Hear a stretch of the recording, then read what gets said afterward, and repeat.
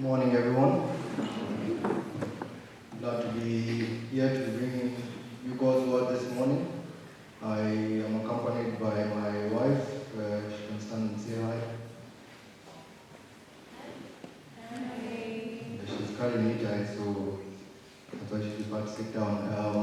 I'm also accompanied by my sister-in-law, Deborah.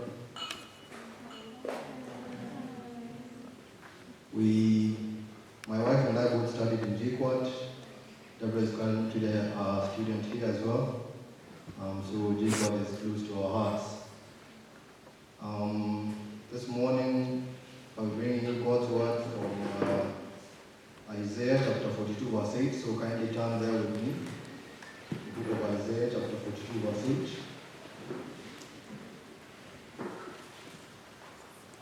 The topic is Soli Deo Gloria, as has been stated, which means glory to God alone.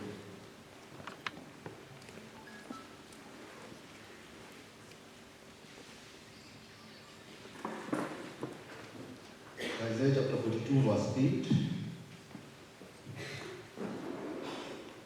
This is what the word of God says. I am the Lord.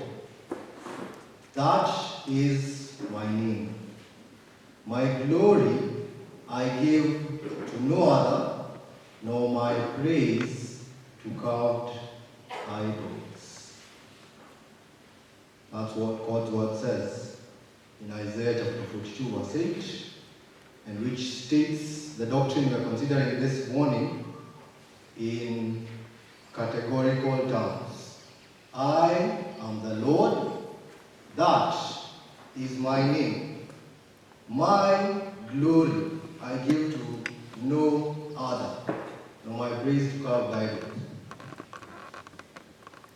For way of introduction, I'd like us to think about the importance of history, because the subject we're considering has a historical context to it. History is an important but often neglected branch of knowledge. It's important because history helps us understand the influences that have shaped who we are today and the circumstances under which we live. So I'll give an example of the Christian Union, for example. I was in the Christian Union between 2015 and 2021. The way things are done is much the same way that they were when I was here. And it didn't just start out of nowhere, it originated somewhere, and some of the practices, some of the institutions, some of the way that CU is organized was altered at some point. I'll give you a good example. So the person who just introduced me introduced himself as the Bible Study Secretary. Back in 2016, that role wasn't on its own. It was Bible Study and Prayer Secretary. My predecessor, Jane Waweru, was the last of the exec members who was both Bible Study and Prayer Secretary. When they were handing over in 2017 at the AGM, they figured that the work that Jane had to do that year had been too much for her. So they proposed a constitutional amendment to split that role into two so that there could be a Bible Study Secretary and a Prayer Secretary. That's how I made history by becoming the first exclusive Prayer Secretary of the Christian Union. And my counterpart, Christine Magondo, became the first exclusively Bible Study Secretary after that constitutional amendment. So you realize you have a Bible Study Secretary and a Prayer Secretary, I believe, and that's because of that constitutional amendment. Now, it could be that that change was a change either for the better or for the worse. If it was a change for the better, for easier handling of workload in the executive committee, then by all means it ought to be preserved. That's a good change. But if it was a change that introduced too many cooks to the broth, and so you end up having too many people in the executive committee, then it's a bad change based on your experience now. I don't know what your experience now is. And therefore, if it is found to have been a change that wasn't beneficial, then it needs to be changed itself. But if it is a good change, then it needs to be preserved. Now, I'm getting somewhere with this.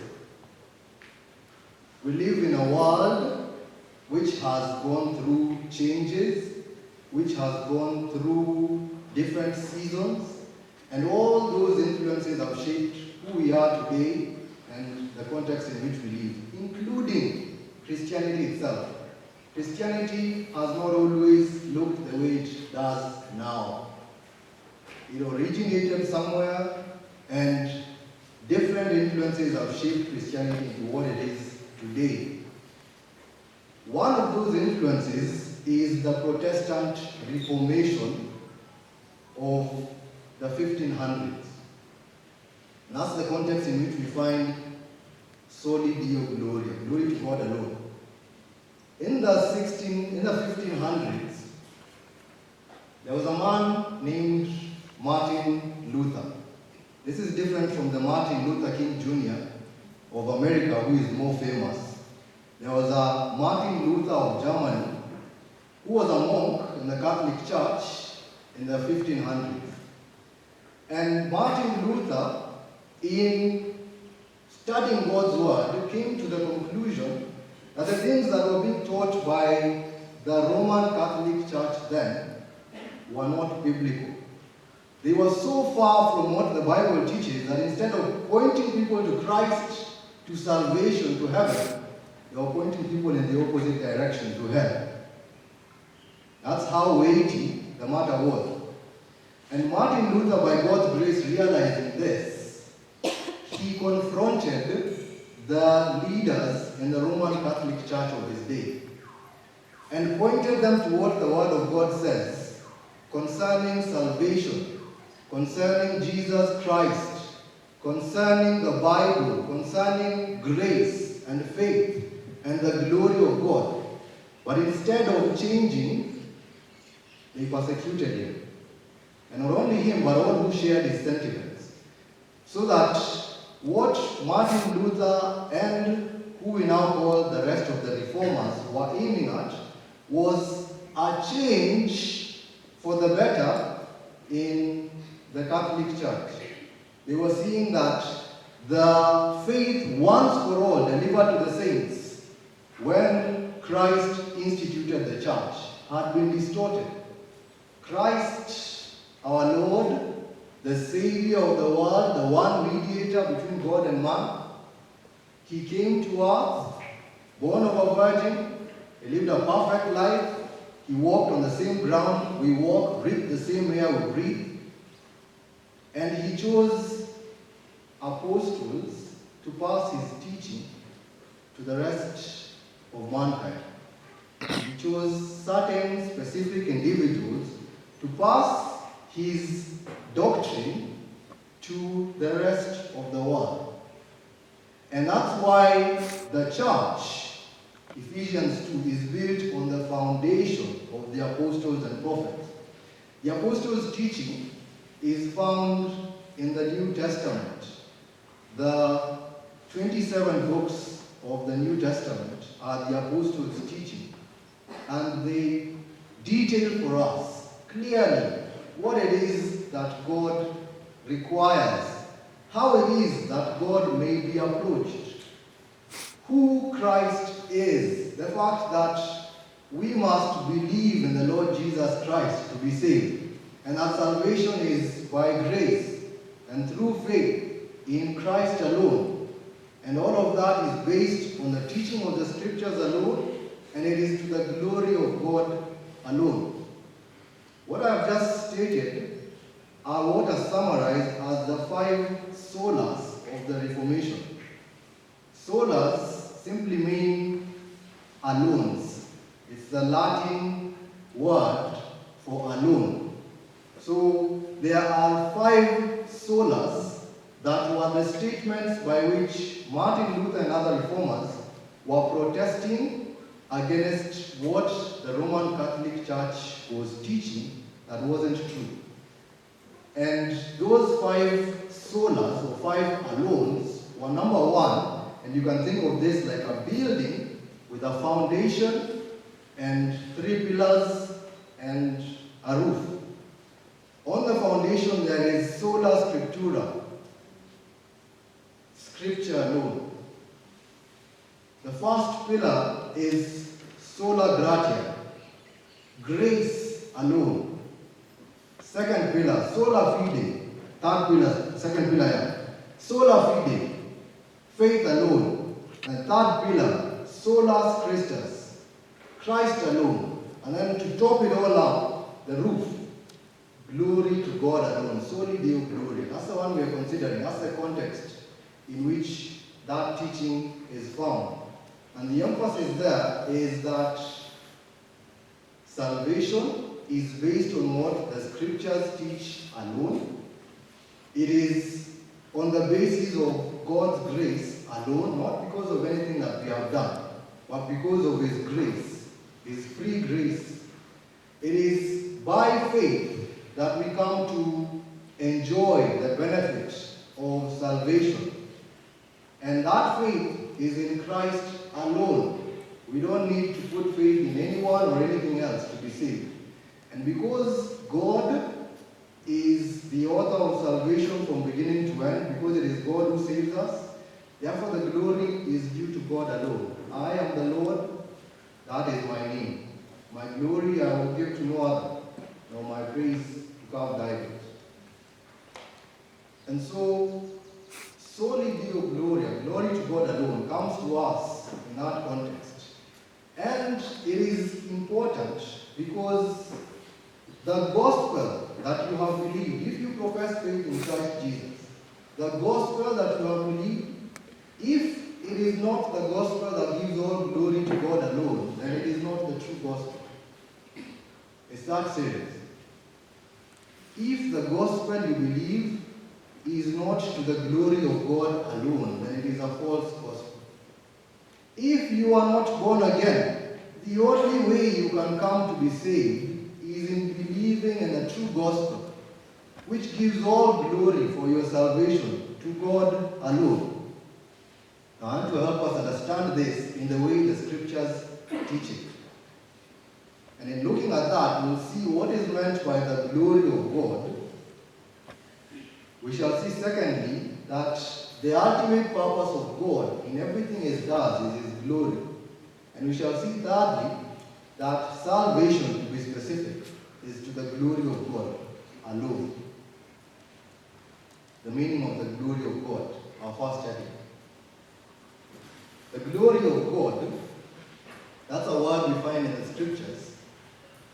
If we could define it, we would say that it is the infinite excellence, beauty, perfection of who God is. It's the infinite beauty, excellence, and perfection of who God is. The Hebrew word that the Holy Spirit chose to convey the meaning of glory in relation to God is the Hebrew word for weighty or heavy. And that word helps us to understand what we mean when we talk about the glory of God. We say something is weighty. I'm speaking to people who have studied physics and the utmost of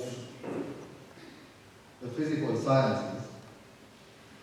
Something is weighty if it has density, high density, and it is large. If it is both, then it is the more weighty. Density gives us a sense of intensity. So when we talk about the glory of God, there is a sense of intensity, an infinite intensity of perfection. So for example, the love of God for His Son, when He says, "This is my beloved Son in whom I am well pleased," we get a sense of intensity there. Density, intensity. And then we get a sense of largeness, of how great it is. This is my beloved Son in whom I am well pleased. You get a sense of great love. It's great. And so there is a sense of density, intensity, and there's a sense of greatness, of enormity, or gigantic, unencompassable love of God for his Son. And that concept is what God reveals to us in the sense of his glory. It's his infinite perfection. In Exodus chapter 3, verse 13 to 14, God reveals his name to Moses.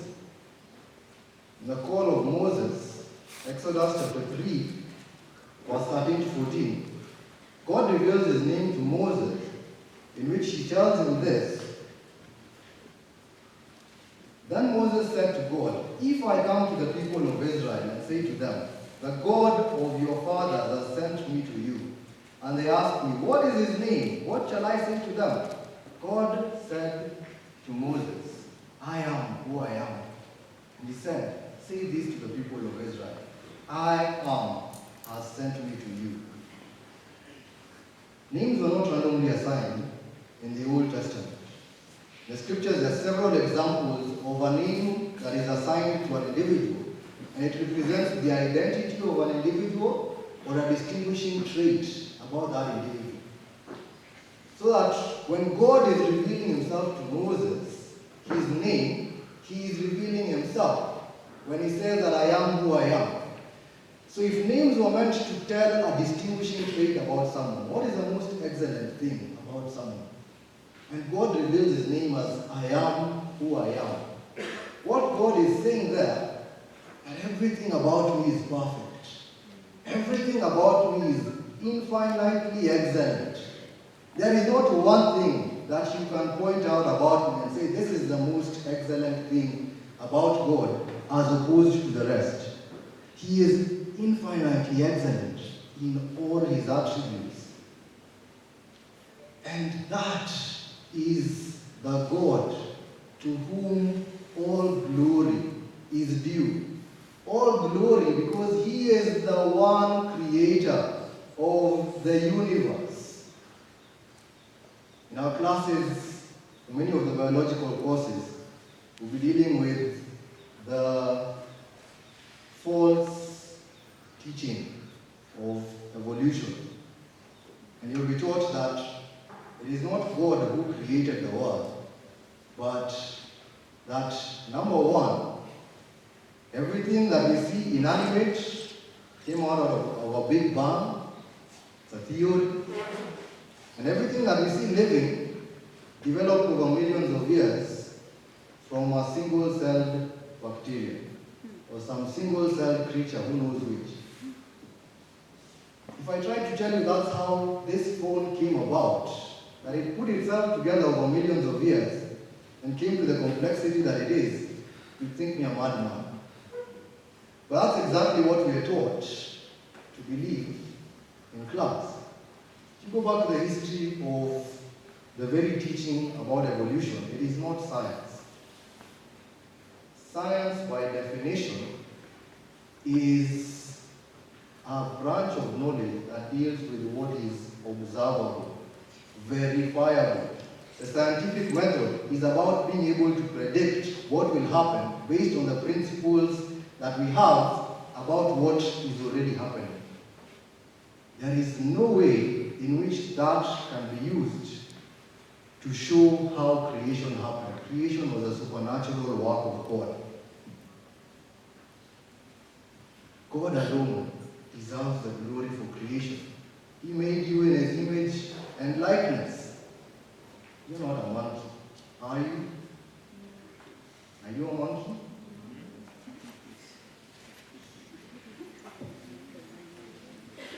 Glory is due to God alone for all the good that we enjoy in this world. God made the world perfect. After each day of creation, the Bible tells us that God saw what he had created, and behold, it was good. God saw that it was good. God saw that it was good. God created man, and then he made a helper for him. And he said, God saw that all that he created was very good. God made a perfect world. Whatever good we enjoy in this world now even in its fallenness, is due to God alone. The glory for whatever good, health, food, sunshine, rain, studies, science, advancement in knowledge, family, relationships, government, all good things come from the Father above. And so all glory for whatever is good is due to God alone. And then comes the matter of our salvation. Salvation is of God. The very name Jesus means Jehovah is salvation. And so salvation is to the glory of God alone. It's the teaching of the scriptures. It's what we are to believe. In the book of Psalms, chapter 79, verse 9, Psalm 79, verse 9 tells us the prayer of one who is crying to God for salvation. And he says, "Help us, O God of our salvation, for the glory of your name. Deliver us and atone for our sins, for your name's sake." Even in the cry of a sinner to Christ for salvation, we do not cry and say, "God, see my good deeds. God, see how well behaved I am. God, see how much I go to church. See how much I read my Bible." None of those things can justify us before God, because we are sinners by nature. And all that we do is tainted with sin, even the best things that we do.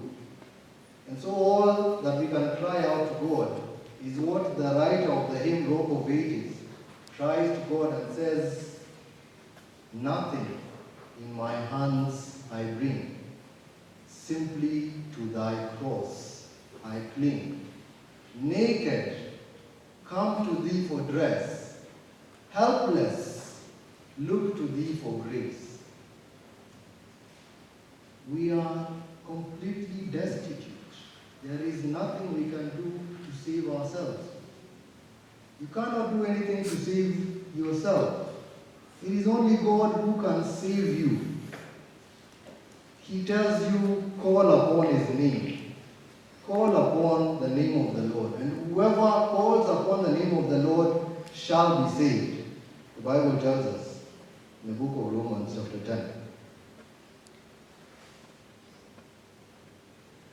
One thing we are to realize is that in calling the name of the Lord, calling upon the name of the Lord, we are calling upon God himself, and we are calling upon God for his glory's sake. You know why? The text that we are considering, Isaiah 42 verse 8, is an example of what is called Hebrew parallelism. Maybe this is one of the things that those who will be taking the best few classes will consider in their hermeneutics, in the way we interpret scripture.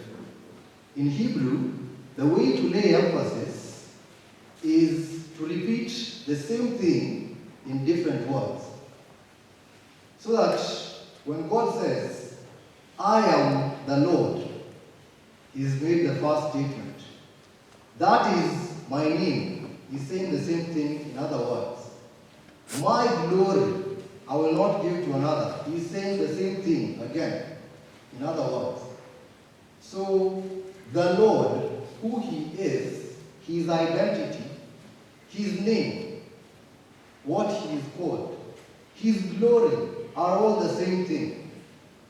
So that's why we've defined the glory of God as the infinite excellence of who God is. It's because who he is, his name, and his glory are inseparable. They are synonymous.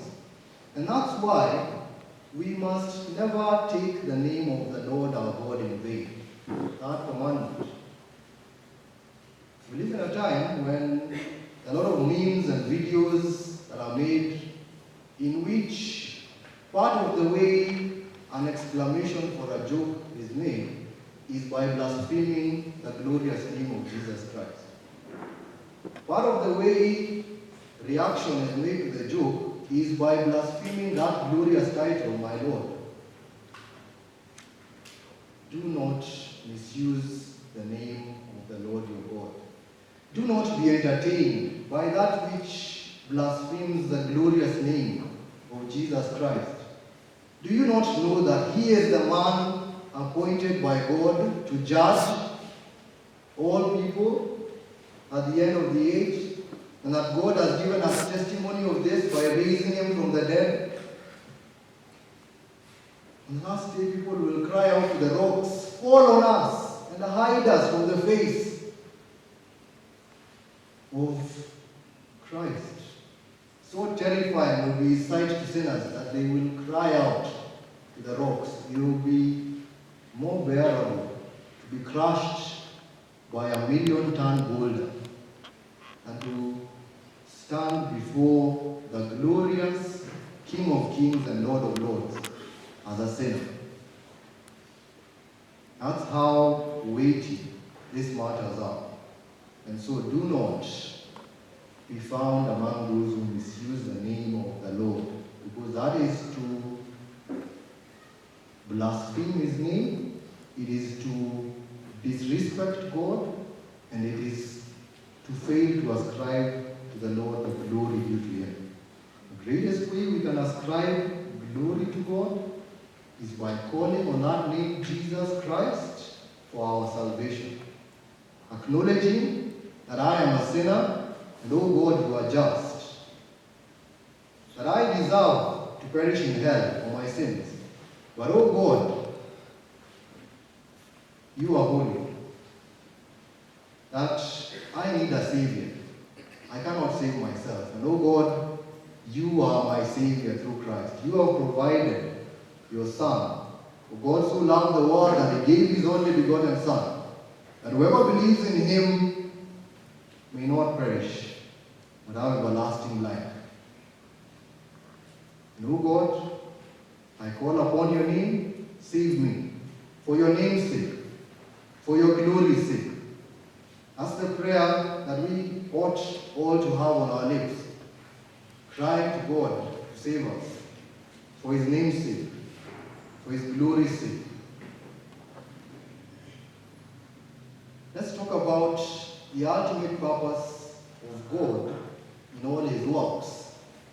The ultimate purpose of God in all his works, which is the second heading there, under which I'd like us to see that the ultimate purpose of God in all his works, in all that he does, is his glory, and which is to say that it is for his name's sake, and which is to say that it is for his own sake.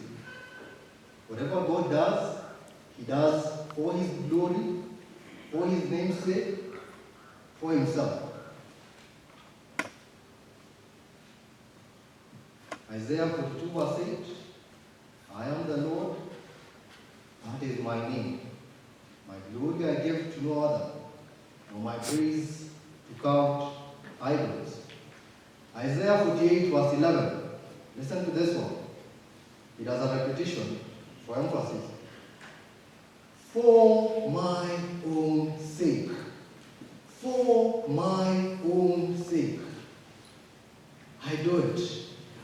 For how should my name be profaned? My glory I will not give to another.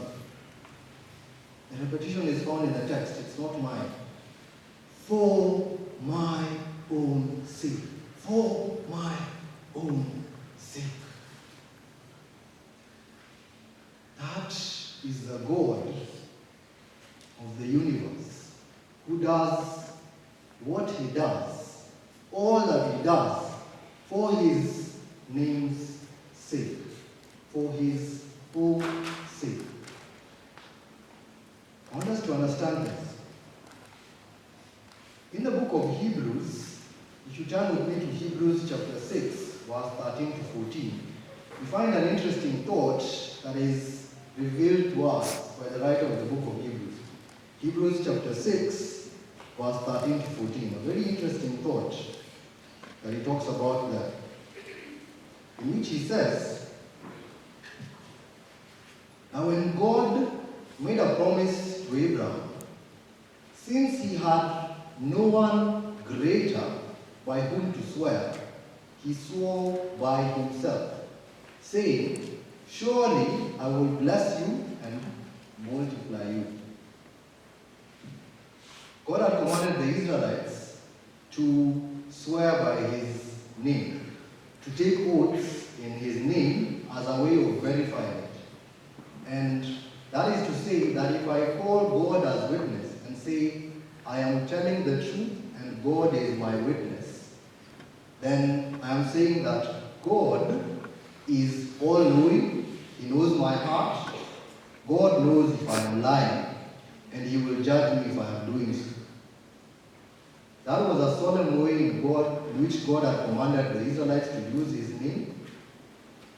And when he himself desired to verify what it is that he was telling Abraham, it tells us that he had no one greater by whom to swear, no one greater by whom to verify what he was saying. There is no one greater by whom God can say, "I am telling the truth, and so is my witness." He is the greatest. He is the only one omniscient. There's no other. And so the writer of Hebrews says that since he had no one greater by whom to swear, so by himself. That's the reasoning when it comes to what God does and why he does it. Since there's no one greater whose glory to pursue, since there's no one greater who's to please, there's no one greater to satisfy in what he does, therefore God seeks his own glory. And in this sense, we have to understand that the glory of God and the fact that he seeks it in all that he does is a good thing. Because God isn't just infinitely powerful and infinitely knowing, all-knowing, and holy and just. He's also infinitely good. He's a good God. And he's pleased to communicate his goodness to us. He's a generous God and is pleased that we, his creatures, should enjoy the goodness of God. And it is his glory that we should enjoy his goodness. And for that reason, when God is jealous for his glory, it is a good thing. Because for God to be jealous for his glory, and he reveals himself as a God whose name is jealous. When God is jealous for his glory, it is a good thing for us. Because God is good. And if God is glorified, then our greatest good will be found there. That's the lie. That's the truth that the devil attacks with the lie that he brought to our first parents, Adam and Eve, to whom he tried to convince and successfully did, that for you to glorify, to enjoy yourself, for you to be happy, to feel good, then you need to disobey God. That's a big lie from the devil. God's glory and our good are not competing interests. They are not mutually exclusive. They go together. Psalm 16 tells us that in your presence is fullness of joy. At your right hand are pleasures forevermore. To be with God, to be like God, to be in God, in Christ, is to be in the place of fullness of joy. It is to be in a place where there are pleasures forevermore. That's why sin is the worst thing that ever happened to us. When sin came into the world, it ruined the world that God created, ruined us, the creatures of God, made in his image and likeness. Because sin, by definition, is the transgression of the law. It's a disregarding of God's will. It's a disregarding of God. And so sin separates us from God. And so to be separated from God is to be separated from the place of fullness of joy. To be separated from pleasures forevermore. That's why sin stings. That's why sin brings guilt. That's why sin brings condemnation and eternal destruction in hell. Because it is to be separated from the fullness of joy that is in God, the pleasure that is in Him forevermore. And to be separated from God eternally is to be in the place of utter darkness, to be in the blackness of darkness forever, because God is light. It is to be in the place of torment, because in the presence of God there is pleasure. It is to be in the place of weeping and gnashing of teeth, because in the presence of God is fullness of joy. You see how they are all connected? And so to enjoy your greatest good, pursue God's glory. What is it that He has revealed in this holy book, in this precious book? This is where joy is found. This is where happiness, pleasure, eternal joy is found. Solid joy, not the fleeting pleasures of this world.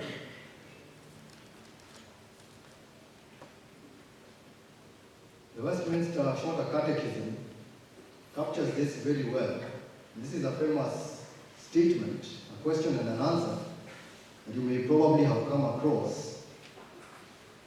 The question asks, what is the chief end of man?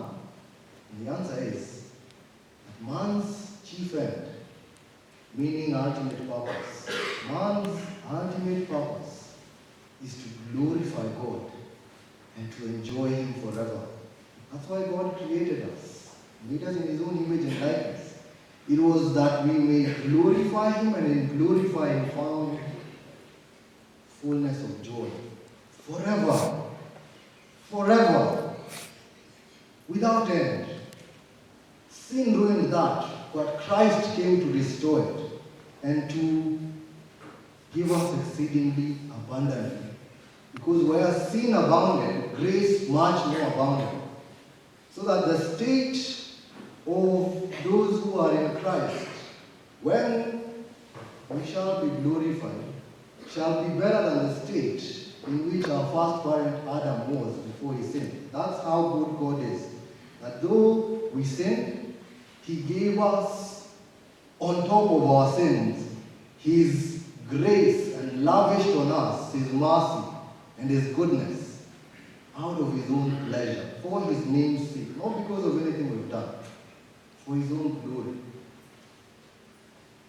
And so if you desire to find fullness of joy, if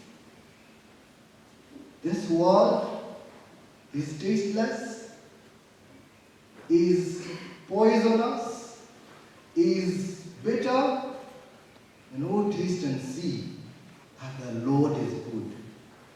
Blessed is the man who trusts in Him. Oh, taste and see.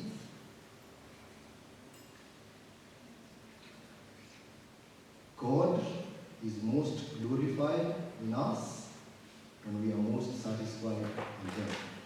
That's a statement that someone came out with. God is most glorified in us when we are most satisfied in Him. That's the truth conveyed in that statement.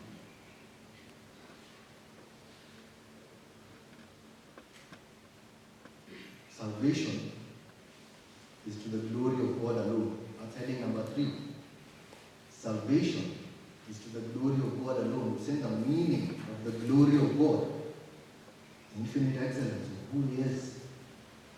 We've seen that the ultimate purpose of God in all that He does is His glory. That is a good thing for us because God is infinitely good. His greatest display of glory is in the work of Christ on the cross. Nowhere do God's attributes shine in more splendor than in the cross of Christ. And it is in that very place that we find our greatest good, the salvation of our souls from eternal damnation. And so God's glory and our good are parallel lines going in the same direction. In fact, you could say they are intertwined. When God is glorified, we find our greatest good. And we are coming to that point of salvation is to the glory of God alone. Why is salvation to the glory of God alone? When you do something, you take the credit for it. So, in class, the lecturer will sometimes assign a group assignment. And if you are the nice ones, you end up doing it on your own. And then everyone signs their name at the bottom. And they want to claim that they helped you in doing the assignment. And who's supposed to take the credit for doing that assignment? Is it the people whose names are on the list or the person who did the assignment? The person who did the assignment is the one who did it. You just have your name on the list.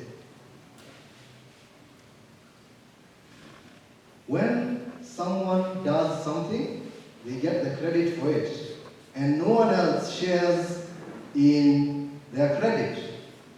No one else shares in the accolades that come to the one who did it, if they didn't help them in it.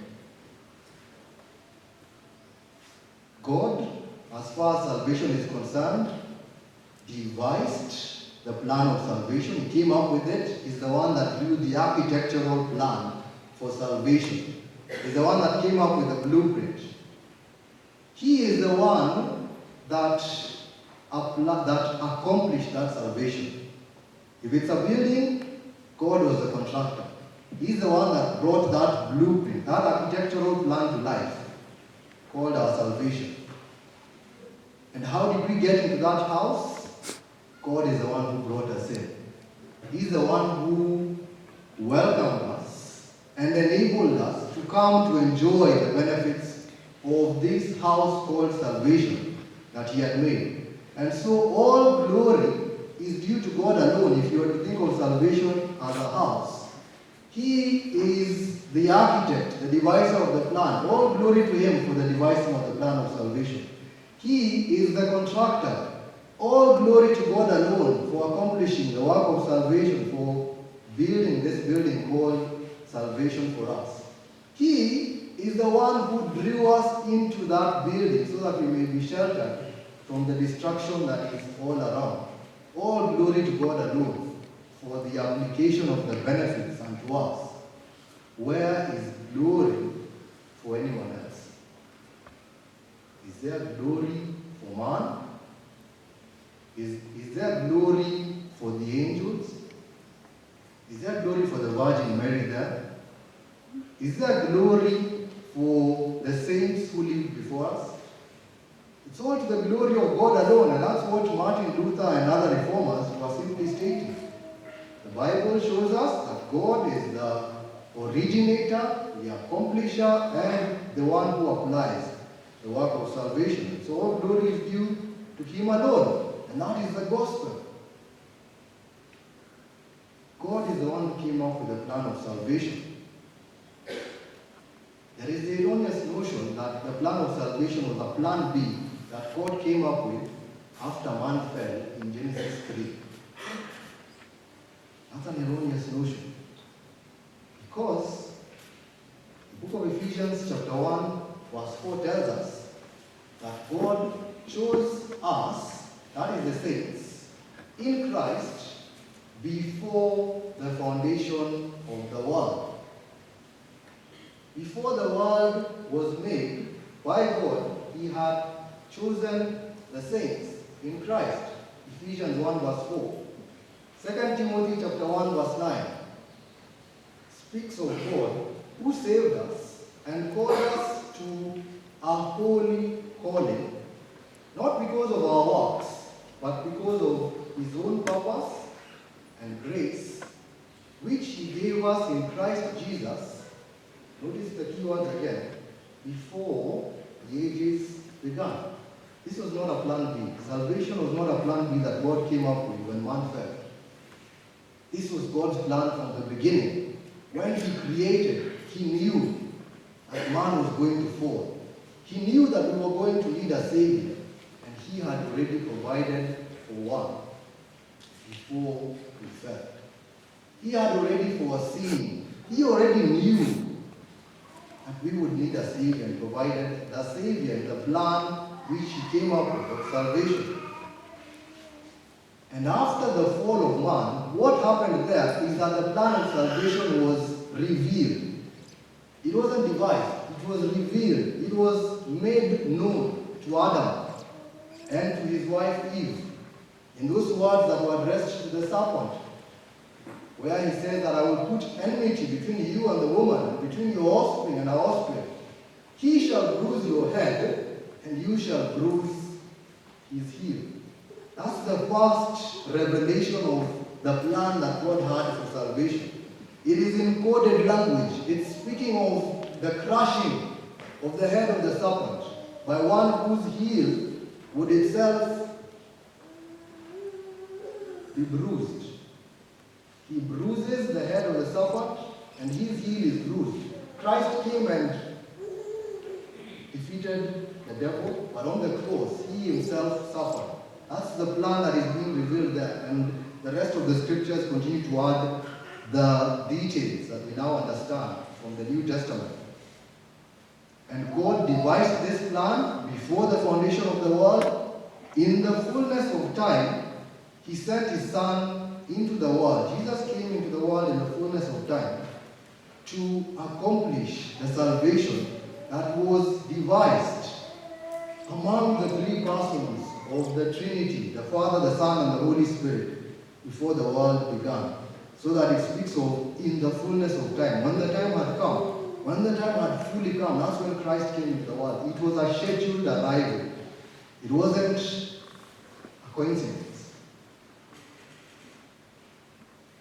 Now, strictly speaking, the plan is of God the Father. God the Father is the originator of the plan. God the Son is the accomplisher of the plan, although in the way the triune God works, they are each involved in the work of the other, so that we cannot say that the Son and the Spirit were not involved in the devising of the plan. But the way the Bible reveals it is that the Father planned, the Son accomplished. The Bible tells us, Hebrews chapter 1 verse 3, the NKJV puts it very well. When he had by himself purged our sins, he sat down on the right hand of the Majesty on high. 1 Timothy 2:5, for there is one God, and there is one mediator between God and man, Christ Jesus. Acts chapter 4 verse 12.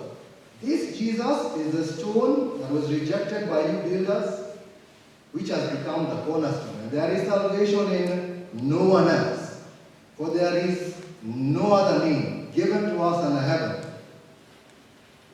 by which we must be saved. Solus Christus, Christ alone is God our salvation, the one who accomplished salvation by being born of a virgin, living the perfect life that you could not live, dying on the cross, taking the punishment that you would have endured for eternity without exhausting. And he was raised again on the third day by God as the proof that what he did was effective. He was raised again from the dead on the third day as the receipt. The work of salvation is done. It is finished. It has been accomplished. It only remains to be applied for us to receive the benefits. And how do we receive the benefits of salvation? Through the Holy Spirit, the third person in the Trinity. The Father devised the plan, the Son accomplished it, and now the Holy Spirit comes to apply to us the work of salvation. And he applies it to us in several ways. The scriptures speak of 9 ways in which the work of salvation, the benefits, are enjoyed by us. It speaks of effectual calling, regeneration, these are all scriptural terms, faith and repentance, they go together, justification, adoption, sanctification, perseverance, union with Christ, and glorification. In each of those 9, it is the work of God the Spirit alone in which we are recipients. We receive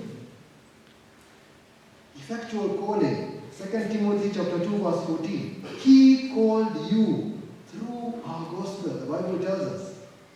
How about being born again, being regenerated?